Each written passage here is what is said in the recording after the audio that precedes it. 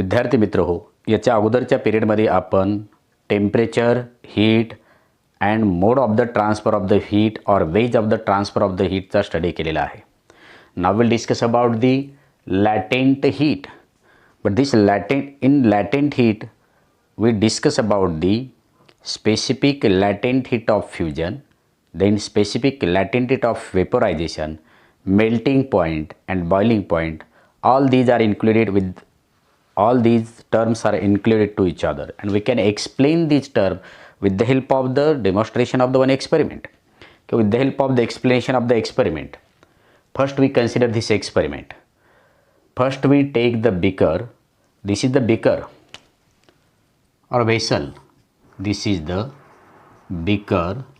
First we take the beaker, take the few amount of the ice cube or ice piece, and this amount of the ice piece is poured in the beaker.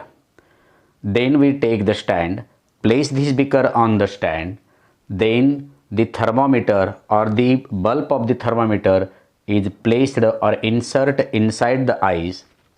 And then initially before the heating, first we measure the temperature of that ice. The temperature of the ice is equal to 0 degree Celsius when we measure before the heat. Then after some time you can provide the heat with the help of the burner. तर बर्नरच्या सुरुवातीला काय करायचं, एक vessel घ्यायचं आणि त्या व्हेसलमध्ये some amount of the ice piece घ्यायची किंवा आईस जे का क्यूब आहे ते आईस क्यूब घ्यायचे आणि त्या आईस क्यूबमध्ये थर्मामीटरचा जो काही बल्ब असेल तो बल्ब इथं बुडवायचा, insert in the ice. And then we measure the initial temperature of the ice. The initial temperature of the ice is nothing but the 0 degree Celsius. And then at the same time also you can take the stopwatch. In your book stopwatch is not given there, but we can do with the help of the stopwatch. You can count the time. When we measure the temperature of the ice, then slowly provide the heat to the ice, and then we count for each 1 minute or 2 minutes. You can count the temperature of the ice. Firstly, when we provide the heat to the ice, इथं जर आपण heat provide केली आणि समजा 1 मिनिटानंतर जर आपण reading जर घेतली की after 1 minute what is the temperature of the ice, you can measure with the help of the thermometer. After 1 minute when we measure the temperature of the ice, it will get 0 degree Celsius. Time is measured in minute and temperature is measured in degree Celsius. Again continuously heat is providing, and after 2 minutes when we measure the temperature of the ice, it will get 0 degree Celsius. Up to 4 degree Celsius, up to 5 degree Celsius, the temperature of the ice is 0 degree Celsius. म्हणजे आता which will be depends upon the intensity of the heat. इथं तुम्ही किती वेगाने intensity of the heat provide करतात त्याच्यानुसार 2ऱ्या मिनिटाला, 3ऱ्या मिनिटाला की 7व्या मिनिटाला की 8व्या मिनिटाला आईस पूर्ण मेल्ट होईल. Which will be depends upon the intensity of the heat. म्हणजे किती हीट प्रोव्हाइड करतात त्याच्यावर अवलंबून आहे की कितव्या मिनिटाला मेल्ट होईल ते. पण जोपर्यंत आता मी सांगितलं की suppose if we consider the when we provide the heat to the ice cube up to 4 minutes, it is not converted into the water, it is not converted into the liquid. मग नेमकं याला heat provide केल्यानंतर जी heat provide केलेली आहे आणि ती heat provide केल्यानंतरही 4 मिनिटापर्यंत जर हे मेल्ट होत नसेल तर प्रोव्हाइड केलेल्या हीटचा उपयोग काय आहे. When we provide the heat to the ice up to 4 minutes, slowly ice it will get melt, but there is no change in the temperature up to 4 minutes or 5 minutes. मग नेमकी provide केलेली heat काय. When we provide the heat, there is the breaking bond between the atoms or molecules of the ice. या provide केलेल्या हीटचा उपयोग यामध्ये असणारे जे काही बॉन्ड आहेत ते बॉन्ड तुटण्यासाठी हीटचा उपयोग केलेला आहे, हीटचा उपयोग झालेला आहे. परिणामी हीटचा bond, there is the breaking between the bond but there is no increasing the temperature. That means that provide heat is utilised to change the state of the ice. पण जरी इथं हळूहळू प्रमाणामध्ये आईसचं रूपांतर वॉटर मॉलिक्यूलमध्ये होत असलं तरीही मात्र टेम्परेचर वाढत नाही. कुठपर्यंत वाढत नाही. जोपर्यंत याचं पूर्णपणे वॉटरमध्ये रूपांतर होत नाही तोपर्यंत heat absorb by the water is used to change the state, to break the bond between the molecules, and when there is a breaking bond between the molecules that ice is converted into the liquid. जोपर्यंत completely ह्या आईसचं रूपांतर water लिक्विडमध्ये होत नाही तोपर्यंत temperature वाढत नाही. म्हणजे तोपर्यंत प्रोव्हाइड केलेल्या हीटचा उपयोग to change the state of the matter. आणि मग एक कॉन्स्टंट टेम्परेचरला 0 डिग्री जेव्हा हे पूर्ण लिक्विडमध्ये रूपांतर होईल त्यावेळेस जर आपण इमिजिएटली ऑब्झर्व केलं तर temperature of that water is also be 0 degree Celsius. त्याचंसुद्धा टेम्परेचर काय असेल 0 डिग्री सेल्सिअस. आणि कंटिन्युअसली हीट जर प्रोव्हाइड केली तर पुन्हा when ice is converted into the liquid and continuously heat providing slowly the temperature of that water goes on increasing.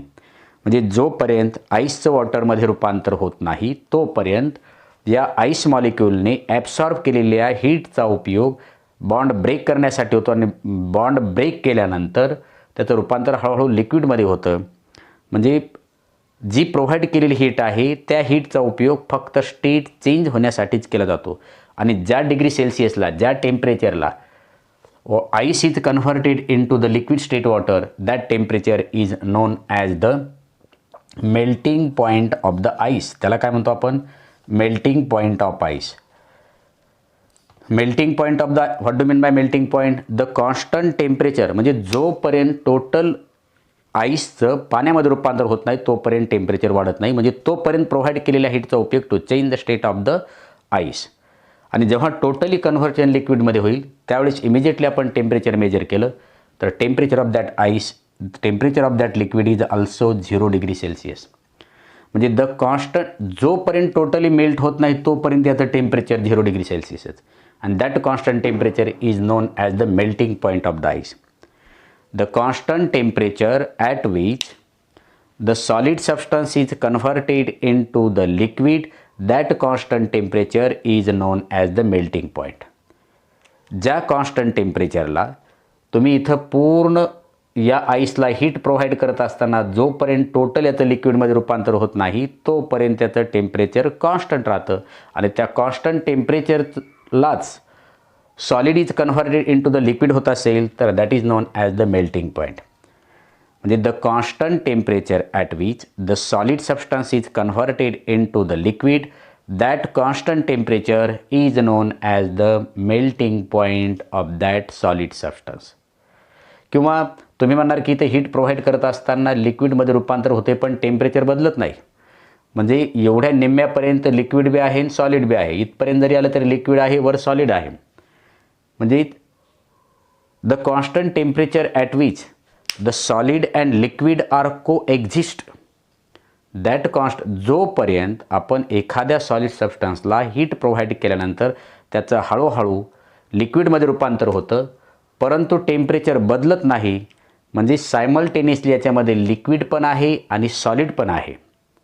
तेव्हा the constant temperature at which the solid substance is converted into the liquid, but at the same time solid and liquids are coexist during the change in the solid is converted into the liquid. That constant temperature is also known as the melting point. म्हणजे मला म्हणायचं काय की ज्या constant टेम्परेचरला solid आणि liquid एकाच substance solid आणि लिक्विड काय असतात कोएक्झिस्ट असतात during the change of the solid state into liquid state. म्हणजे सॉलिड स्टेटचं लिक्विड स्टेटमध्ये होत असताना ज्या कॉन्स्टंट टेम्परेचरला त्या सबस्टन्सच्या दोन्हीही स्टेट आढळून येतात सॉलिडमध्ये आणि लिक्विडमध्ये पण तेव्हा त्यावेळेसचं जे कॉन्स्टंट टेम्परेचर आहे त्यालासुद्धा मेल्टिंग पॉईंट बनतो. परंतु आपल्याला या लेवलला सरळ सरळ म्हणता येईल the constant temperature at which the solid substance is converted into the liquid substance किंवा liquid phase that is known as that temperature is known as the melting point. मग कंटिन्युअसली आपण हीट जेव्हा या आईसचं conversion पूर्ण लिक्विडमध्ये झालेलं आहे आणि पुन्हा कंटिन्यू आपण काय करू लागलो आहोत हीट प्रोव्हाइड करू लागलेलो आहे. मग 0 डिग्री सेल्सिअसपासून जर आपण कंटिन्यू हीट प्रोव्हाइड करू लागलो 0 डिग्री सेल्सिअसपासून त्या लिक्विड स्टेटमध्ये असताना continuously when heat is providing at this time continuously there is increasing the temperature of the water up to 100 degree सेल्सिअसपर्यंत. हे कंटिन्यू याच्यामध्ये हीट प्रोव्हाइड केलेली असताना कंटिन्यू याचं टेम्परेचर वाढेल, याच्यामधला जो काही मर्क्युरी आहे त्याची लेवल वाढेल आणि तो 100 डिग्री सेल्सिअसपर्यंत येऊन थांबेल. Continuously after the 100 degree Celsius continuously we provide the heat but there is no change in the temperature. मग 100 डिग्री सेल्सिअस झाल्यानंतरही जर आपण हीट दिली तर त्यावेळेस टेम्परेचर कितीही जरी तुम्ही टेम्परेचर किती वेळ जरी हीट प्रोव्हाइड केली तर त्यावेळेस टेम्परेचर चेंज होत नाही, परंतु याचं रूपांतर मात्र कशामध्ये होऊ लागतं, व्हेपरमध्ये होऊ लागतं ॲट ए कॉन्स्टंट टेम्परेचर. म्हणजे 100 डिग्री सेल्सिअसला किंवा 100 डिग्री सेल्सिअस झाल्यानंतर आपण या वॉटरला कितीही हीट प्रोव्हाइड केली तरी त्याचं तरीही टेम्परेचरमध्ये चेंज न होता continuously water is converted into the vapour. म्हणजे liquid is converted into the vapour. म्हणजे that constant temperature is known as the boiling point. म्हणजे the constant temperature at which the liquid substance is converted into the gaseous state phase that type of the किंवा that temperature is known as the boiling point. म्हणजे boiling point is related to liquid to gaseous and melting point is related to solid to liquid. ह्या दोन्हीमध्ये फरक आहे. मग आता प्रश्न असा आहे की ज्यावेळेस तुम्ही सॉलिड टू लिक्विड रूपांतर करत असताना बोथ स्टेट को एक्झिस्ट सॉलिड अँड लिक्विड आहे, पण अशा वेळेस जी काय हीट प्रोव्हाइड केली, मला सायमल्टेनियसली एकाच वेळेस विचार करायचा आहे. 0 डिग्री सेल्सिअसला आईसमध्ये असताना या लेवलला आल्यानंतर 0 डिग्री सेल्सिअसला आईसचं टेम्परेचर 0 डिग्री सेल्सिअस आहे आणि टोटली आईसचं कन्व्हर्शन वॉटरमध्ये होतं असताना त्यावेळेस त्याचंही टेम्परेचर 0 डिग्री सेल्सिअस आहे. मग what is difference between them. Solid स्टेटमध्ये असताना 0 डिग्री सेल्सिअस आहे, लिक्विड स्टेटमध्ये असताना 0 डिग्री सेल्सिअस टेम्परेचर आहे, परंतु याच्यामध्ये ॲब्सॉर्ब केलेल्या एनर्जीमध्ये फरक आहे. 0 डिग्री सेल्सिअस आईसमध्ये जी काय सम अमाऊंट ऑफ एनर्जी असेल ती समजा आपण एक्स मानू, पण 0 डिग्री सेल्सिअसला जेव्हा तो लिक्विड स्टेटमध्ये असेल त्यावेळेस 80 किलो कॅलरी पर किलोग्रॅम एवढी त्याच्यामध्ये amount of the energy store झालेली असते. म्हणजे 0 डिग्री सेल्सिअस समजा 1 किलोग्रॅम जर आपण आईस घेतला आणि त्या 1 किलोग्रॅम आईसमध्ये जी काय एनर्जी आहे ती असेल एक्स असेल, पण त्याच वेळेस लिक्विड स्टेटमध्ये 0 डिग्री सेल्सिअस असणारं जर वॉटर घेतलं आणि त्याच्यामध्ये जर आपण अमाऊंट ऑफ एनर्जी मेजर केली तर ती अमाऊंट ऑफ एनर्जी असते x plus 80 kilo calorie per kilogram. त्याच 1 किलोग्रॅम वॉटरमध्ये असणारी एनर्जी असते एक्स प्लस 80 किलो कॅलरी आणि त्याच 1 किलोग्रॅम आईसमध्ये असणारी जी काही एनर्जी असते फक्त एक्स किलोग्रॅम असते. हा फरक आहे त्याच्यामध्ये. म्हणजे लिक्विड स्टेटमध्ये असताना एनर्जी जास्त आहे. हे जर कंटिन्यू आपण if the heat is provide to the water up to 100 degree Celsius only there is change increasing the temperature and when 100 degree Celsius temperature जेव्हा या वॉटरचं हो लागेल तेव्हा गॅसियसमध्ये रूपांतर होईल. त्यावेळेस या गॅसियस स्टेटमध्ये असलेल्या व्हेपर्सचं जरी आपण टेम्परेचर काउंट केलं तरी ते असतं 100 डिग्री सेल्सिअस आणि उकळत्या पाण्याचं बॉइल्ड वॉटरचं जरी टेम्परेचर आपण कन्सिडर केलं तर ते सुद्धा असतं 100 डिग्री सेल्सिअस. मग या दोघांमध्ये फरक काय आहे, तर फरक हा आहे या बॉइल्ड वॉटरचं जे काही बॉइल्ड वॉटरमध्ये असणारी जी काही एनर्जी असेल किंवा हीट एनर्जी असेल ती समजा आपण वाय जर कन्सिडर केली आणि व्हेपर 100 डिग्री सेल्सिअसला 1 किलोग्रॅम व्हेपर आणि 1 kilogram boiled water at 100 degree Celsius दोन्ही 100 डिग्री सेल्सिअसचा जर आपण विचार केला तर बॉइल्ड वॉटरमध्ये वाय जर किलो कॅलरी एनर्जी असेल पर किलोग्रॅम, एका किलोग्रॅममध्ये 1 किलोग्रॅम जर आपण किंवा 1 किलोग्रॅम जर वॉटर घेतलं 100 डिग्री सेल्सिअसचं तर त्याच्यामध्ये असेल वाय किलो कॅलरी एनर्जी असेल. पण जर व्हेपर स्टेटमध्ये 1 किलोग्रॅम जर आपण व्हेपर घेतली आणि त्याच्यामध्ये जर आपण एनर्जी काउंट केली तर it is more than 540 kilo calorie per gram than the water at 100 degree Celsius.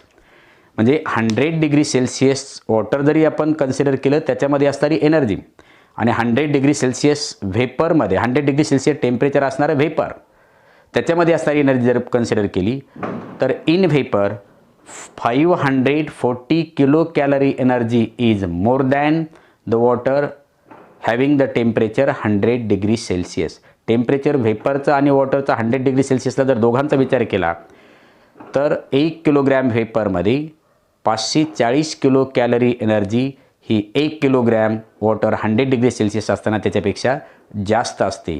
म्हणून तर उकळलेलं पाणी जे काय आहे, उकळलेलं पाण्याचं तापमान 100 डिग्री सेल्सिअस असेल आणि त्याच्यापासून तयार झालेल्या पाण्याची वाफसुद्धा काय असेल, 100 डिग्री सेल्सिअस असेल. पण इंजुरी याच्यापेक्षा दोन्हीपैकी त्या वाफेने जास्त होते, कारण त्या वाफेमध्ये 540 किलो कॅलरी एनर्जी ही वॉटर ॲट 100 डिग्री सेल्सिअसपेक्षा जास्त असते. हा त्याच्यामधला महत्त्वाचा फरक आहे.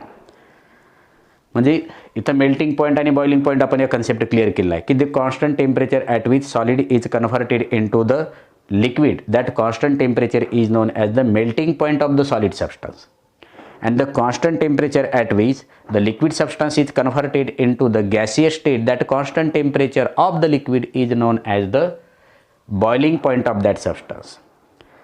पण ज्यावेळेस solid is converted into the liquid at constant टेम्परेचरला जी हीट ॲब्सॉर्ब केली जाते, there is no change in the temperature, तेव्हा ॲब्सॉर्ब केलेल्या हीटला when the solid is converted into the liquid state, तेव्हा ॲब्सॉर्ब केलेले amount of the heat absorb केलेली जी असेल त्याला म्हणायचं specific latent heat of fusion. त्याला म्हणायचं specific latent heat of fusion. की the constant temperature at which heat absorb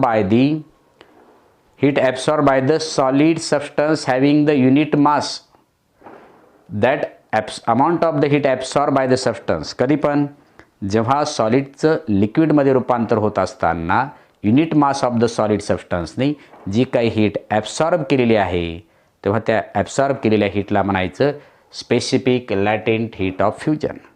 परत पहा एक वेळेस, the constant temperature at which the amount of the heat absorb by the unit mass of the solid substance converted into the liquid substance किंवा liquid phase is known as that amount of the heat absorb by the solid substance is known as the specific latent heat of fusion. मग ज्यावेळेस आता मी इथं diagram काढतो की पहिल्या 4 मिनटापर्यंत येणारं जे काय टेम्परेचर आहे ते 0 डिग्री सेल्सिअस, 6व्या मिनटाला जे टेम्परेचर येणार असेल ते 10 आलं आहे, किंवा 8व्या मिनटाला येणारं टेम्परेचर हे 20 आहे. असं करत करत 20व्या मिनटाला येणारं टेम्परेचर मी 100 डिग्री सेल्सिअस कन्सिडर करतो आणि 20 पासून प्रत्येक मिनटाला येणारं टेम्परेचर हे 100 डिग्री सेल्सिअस असेल. म्हणजे इथं येणारे जे काय कॉर्डिनेट आहेत 1,0, 2,0, 3,0, 4,0, देन 6,10, देन 8,20, देन 10,30. जर मी असा विचार केला आणि ही कॉर्डिनेट जर घेतली, x coordinate is the time, म्हणजे सुरुवातीचा कॉर्डिनेट इथं असेल 1, 1,0 पॉईंट इथं असेल. पॉईंटचे कॉर्डिनेट इथं काय येईल, एक्स कॉर्डिनेट आहे 1 आणि वाय कॉर्डिनेट आहे 0. इथंसुद्धा दुसऱ्या मिनटाला एक्स कॉर्डिनेट आहे 2, वाय कॉर्डिनेट 0. तिसऱ्या मिनटाला एक्स कॉर्डिनेट आहे 3, वाय कॉर्डिनेट 0. आणि चौथ्या मिनटाला एक्स कॉर्डिनेट आहे 0, एक्स कॉर्डिनेट आहे 4, वाय कॉर्डिनेट 0.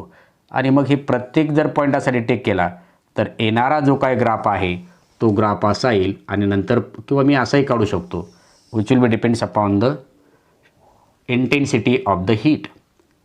म्हणजे 100 डिग्री सेल्सिअसपर्यंत जे काय आहे ते 100 डिग्री सेल्सिअसपर्यंत ज्यावेळेस सॉलिड स्टेट इज 0 पासून ते 0 मिनटापासून ते 4 मिनटापर्यंत प्रत्येक वेळेस टेम्परेचर जे काय आईस आहे ते 4 डिग्री सेल्सिअस आले, मी एक्सपेरिमेंटमध्ये सांगितले.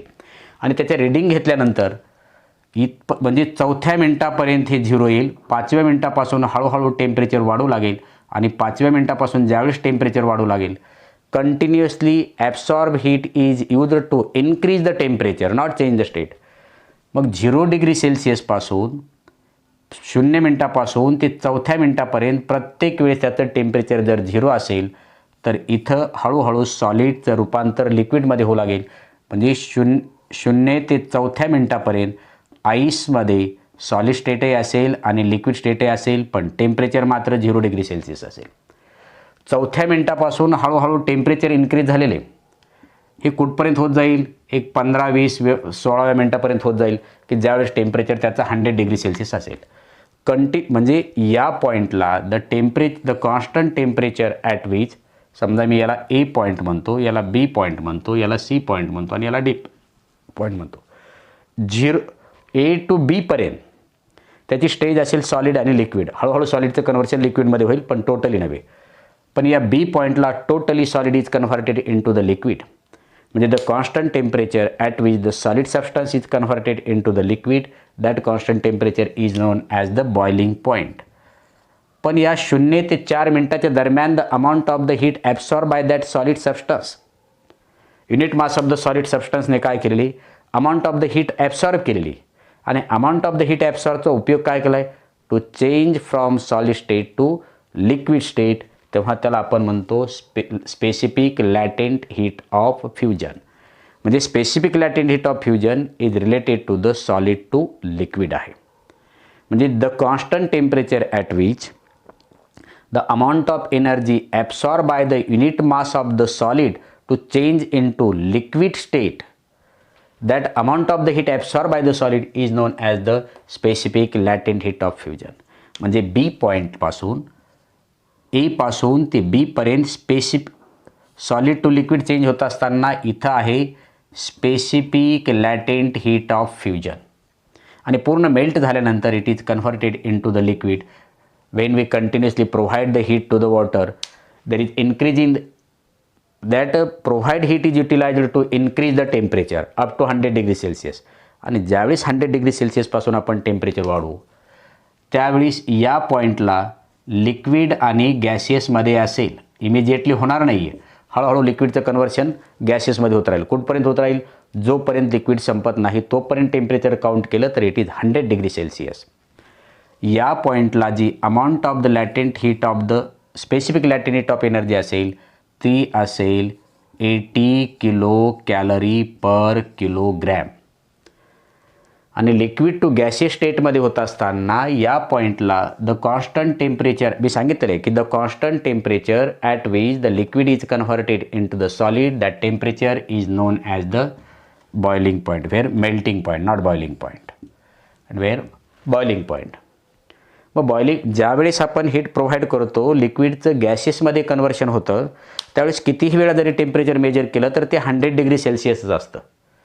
मग अशा वेळेस आपण प्रोव्हाइड केलेल्या हीटमुळे जर टेम्परेचर वाढत नसेल तर त्या हीटचं युटिलायझेशन कशामध्ये होतं, heat absorb by that liquid substance is used to change into gaseous state and that is nothing but the specific latent heat of vaporisation. त्याला म्हणायचं specific latent heat of vaporisation. कशाला म्हणायचं specific latent heat of vaporisation, the constant temperature at which the heat absorb by the unit mass of the liquid substance to change into the gaseous state, that heat absorb by the liquid substance is known as the specific latent heat of vaporisation. मग कितीही जरी heat provide केली, मग यावेळेस आता समजा liquid स्टेटमध्येच आपण 100 degree सेल्सिअसला लिक्विडचं जर टेम्परेचर मोजलं तर ते 100 डिग्री सेल्सिअस आहे लिक्विड स्टेटमध्ये. म्हणजे पाण्याचं टेम्परेचर लिक्विड स्टेटमध्ये पाणी असताना त्याचं टेम्परेचर आहे 100 डिग्री सेल्सिअस आणि त्याची व्हेपरमध्ये रूपांतर होताना त्याचं टेम्परेचर काउंट केलं तरी ते 100 डिग्री सेल्सिअस. म्हणजे 100 डिग्री सेल्सिअसला वॉटर हे लिक्विड स्टेटमध्ये पण आहे आणि वॉटर हे गॅसियस स्टेटमध्ये पण आहे. मग या दोन्हीमध्ये फरक काय आहे, तर समजा 100 डिग्री सेल्सिअस लिक्विड स्टेटमध्ये असताना त्याच्यामध्ये अमाऊंट ऑफ एनर्जी असेल वाय, तर गॅसियस स्टेटमध्ये 100 डिग्री सेल्सिअसलाच असताना वॉटर त्याच्यामध्ये मात्र अमाऊंट ऑफ एनर्जी असते Y plus 540 kilo calorie per kilogram. प्रत्येक किलोग्रॅमला एकाच टेम्परेचरला तोच सबस्टन्स लिक्विडमध्ये आणि गॅसेसमध्ये असेल तर त्यांच्यामध्ये डिफरन्स आहे 540 किलो कॅलरीचा. आणि म्हणून वाफेपासून झालेली आपल्याला इजा आणि उकळत्या पाण्यापासून झालेली इजा याच्यापेक्षा जास्त भयंकर इजा जी असते ती वाफेपासून झालेली असते, कारण त्या वाफेमध्ये 540 किलो कॅलरी एनर्जी ही लिक्विड स्टेटमध्ये असलेल्या बॉइल्ड वॉटरपेक्षा जास्त असते, म्हणून ती जा होते. That means you had study about from A to B solid is converted into the liquid, but at point B immediately the liquid is converted into the solid is converted into liquid state. B to C only increasing the temperature. C to D continuously there is change in the state. It is converted into the vapor point येईल. इथं liquid and gas येईल, इथं solid and liquid येईल. म्हणजे solid is converted into liquid. पण याच्यामध्ये solid plus liquid, इथं सुद्धा या पॉईंटला लिक्विड प्लस गॅसेस येईल. म्हणजे याच्यावर today we discuss about the melting point, boiling point, latent heat of fusion and latent heat of vaporization, specific latent heat of fusion and specific latent heat of vaporization. And today stop here.